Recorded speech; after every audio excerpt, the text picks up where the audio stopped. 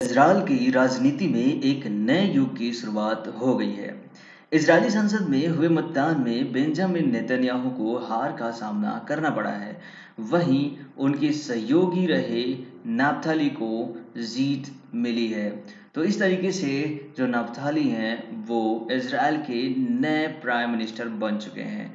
तो आज की वीडियो में हम जानेंगे कि कौन है नाफ्ताली बेनेट, क्या इनका हिस्ट्री रहा है, और अभी रिसेंट में अगर ये प्राइम मिनिस्टर बने हैं वहाँ के, तो बाकी देशों के साथ इनका रिलेशन, साथ साथ इंडिया के साथ इनका रिलेशन कैसा रहेगा, ये हम इस वीडियो में जानेंगे। इसके अलावा इनकी विचारधारा को लेकर के भी, या फिर जो अरब कंट्रीज हैं उनके साथ क्या इनका रिलेशन रह सकता है, और इनकी जो रियलिटी है, एक्चुअल जो इनकी थिंकिंग है तेल अवीव को लेकर या फिर जेरूशलम को लेकर के, ये तो इन सभी बातों पे हम यहाँ पे डिस्कस करने वाले हैं। तो नमस्कार दोस्तों, मैं शिवशंकर तिवारी स्वागत करता हूँ आपको अपने YouTube channel exam warriors begins में। आप मुझे मेरे फेसबुक चैनल, ट्विटर और इंस्टाग्राम पे फॉलो कर सकते हो। इंपॉर्टेंट डॉक्यूमेंट मैं वहाँ पे शेयर करता हूँ, इस वीडियो के PDF लिंक भी शेयर करता हूँ, तो आप मुझे वहाँ पे ज़रूर ज्वाइन करें ताकि आपको पल पल की अपडेट मिलती रहे। तो चलिए देखते हैं एक्चुअली बेंजामिन नेतन्याहू के बाद बनने वाले नए प्राइम मिनिस्टर, जिनका नाम है नफ्ताली बेनेट। इजराइल की दक्षिणपंथी यामनी पार्टी के 49 वर्षीय नेता हैं नफ्ताली बेनेट, जिन्होंने प्रधानमंत्री पद की शपथ ली, और इनके शपथ लेते ही वहां पर एक युग का अंत हो गया, क्योंकि करीब 12 साल तक इजराइल पर राज करने वाले बेंजामिन नेतन्याहू को अब हार का सामना करना पड़ा है। बहुत सारी मशक्कतों के बाद भी बेंजामिन को यहाँ पर जीत नहीं मिली है। नफ्ताली बेनेट ने रविवार को इजराइल के प्रधानमंत्री का पद संभाल लिया, और पीएम नफ्ताली ने शपथ ग्रहण करने के बाद ऐलान किया कि वह देश में अलग अलग विचार वाले लोगों के साथ मिलकर काम करेंगे। तो देखते हैं किस तरीके से नफ्ताली जो है वो अपने वहां पर बहुमत बनाने में कामयाब हुए। हालांकि इनकी जीत बहुत बड़ी जीत नहीं है।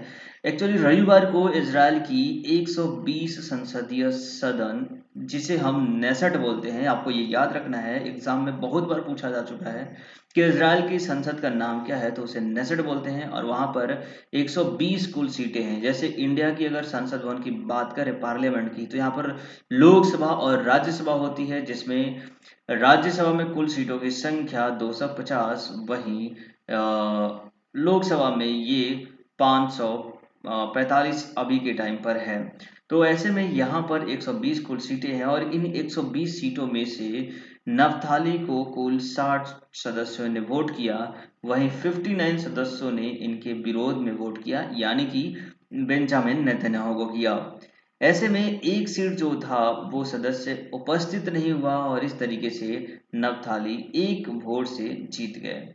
माना जा रहा है कि इससे बेनेट सरकार की स्थिरता पर आगे खतरा अभी बना रहेगा, क्योंकि ये जो बहुमत है, एक का डिफरेंस, ये कभी भी बदल सकता है। इनकी नई सरकार में 27 मंत्री हैं, जिनमें से 9 महिलाएं भी हैं। नई सरकार के लिए अलग अलग विचारधारा के दलों ने भी गठबंधन किया है, जिसमें दक्षिणपंथी, वामपंथी, मध्यम मार्गी के साथ अरब समुदाय का प्रतिनिधित्व करने वाले भी लोग हैं। तो ऐसे में इस पार्टी की प्रेजेंस और स्टेबिलिटी पे थोड़ा सा डाउट हो रहा है। बात करते हैं नफ्ताली बेनेट की हिस्ट्री की, तो वो यहाँ पर कमांडो भी रह चुके हैं, इजरायली कमांडो वो रह चुके हैं। इजराइल के नए प्रधानमंत्री नफ्ताली बेनेट डिफेंस फोर्सेस की एलाइट कमांडो यूनिट सायरेत मटकल और मगलन के कमांडो रह चुके हैं।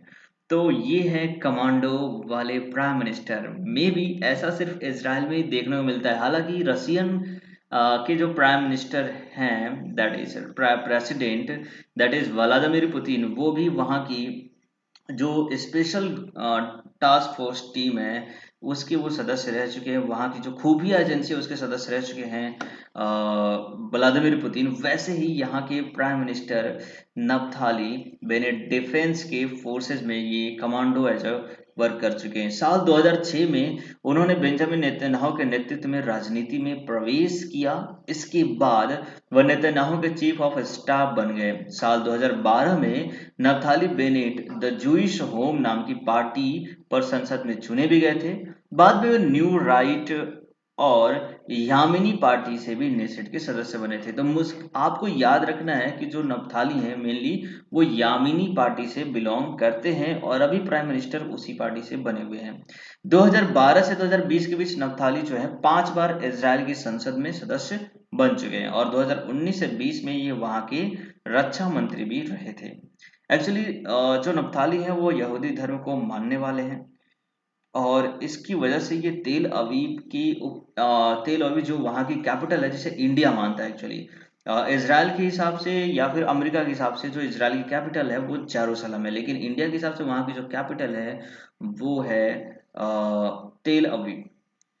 इसके अलावा जो एक और बात निकलती है मिस्टर नफ्थाली बेनेट के बारे में कि वो फलस्तीन स्वतंत्रता के कट्टर विरोधी हैं।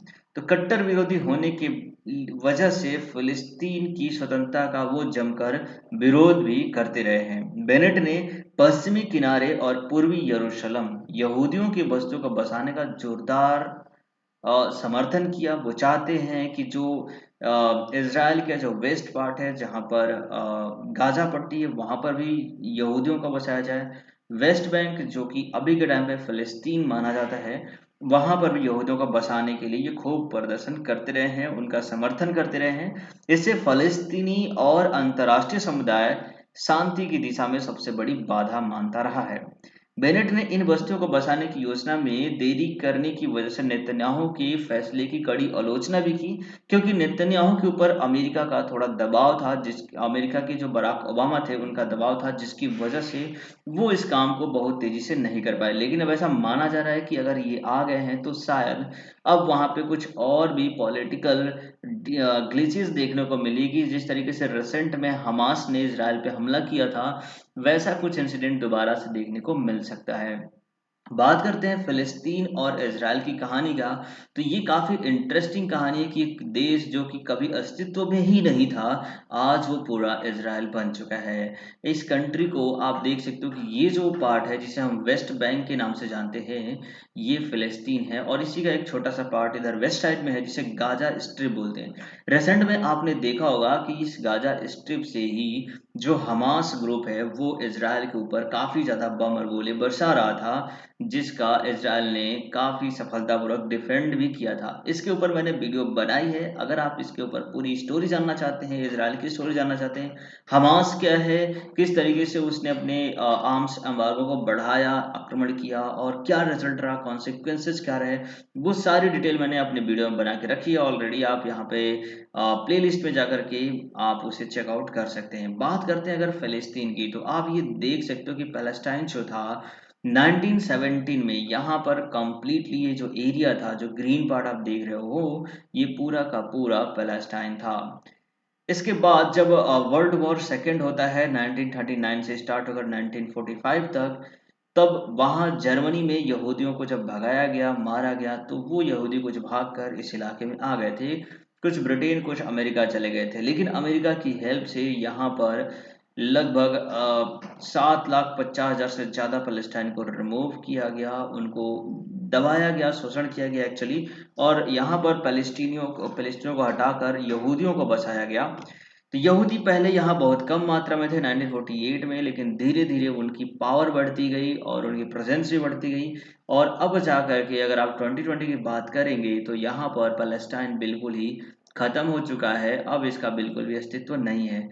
कहने का मतलब ये है कि धीरे धीरे पैलेस्टाइन को यहाँ पर अस्तित्व खत्म किया जा रहा है। ऐसे में अरब जो कंट्री है वो इस बात को लेकर काफी ज्यादा नाराज होते हैं। कोई भी अरबियन कंट्री इसके ऊपर इसराइल को एज अ कंट्री प्रवोक नहीं करता है।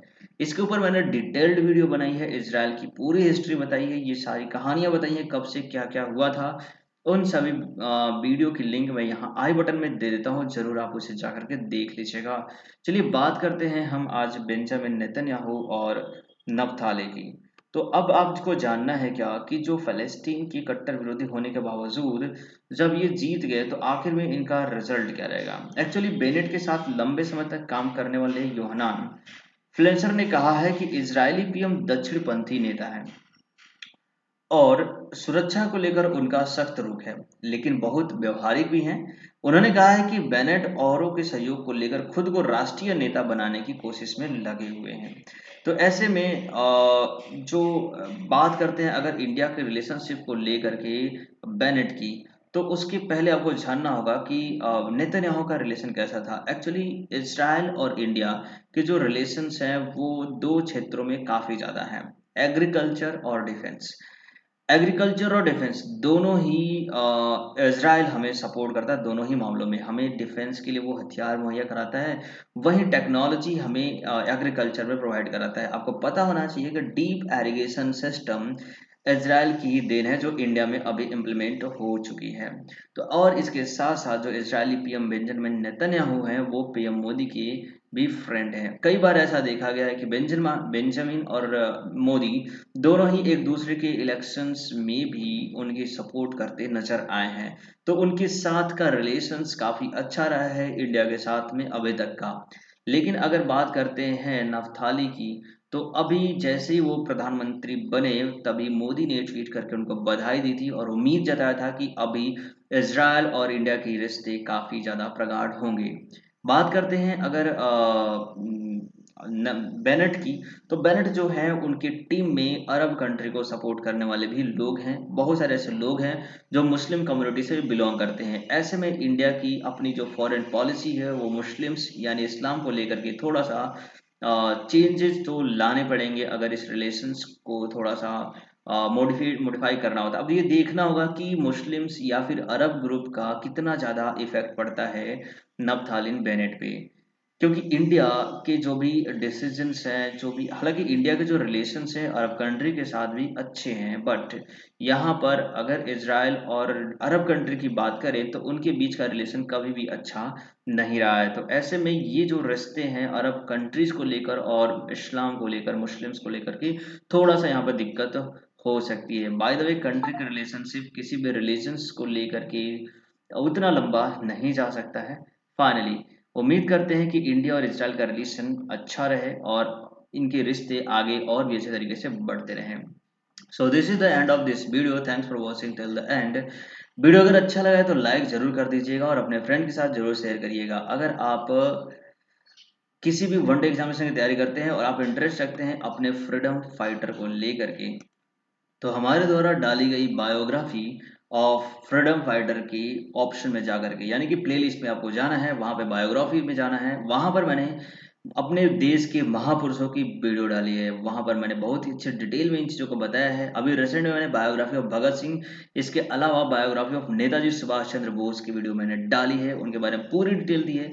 आप वहां पे जाके देखिए और अपने फ्रीडम फाइटर के बारे में जानकर अपने कंट्री के लिए आपको काफ़ी ज़्यादा प्राउड फील होगा। उम्मीद करता हूँ आप इस वीडियो को जाकर ज़रूर देखेंगे और चैनल को सब्सक्राइब कर लीजिएगा अगर अभी तक आपने सब्सक्राइब नहीं किया है। बेल आइकन प्रेस करिएगा ताकि जब भी मैं वीडियो डालूँ तो आपको नोटिफिकेशन मिल सके। तब तक आपका दिन शुभ रहे।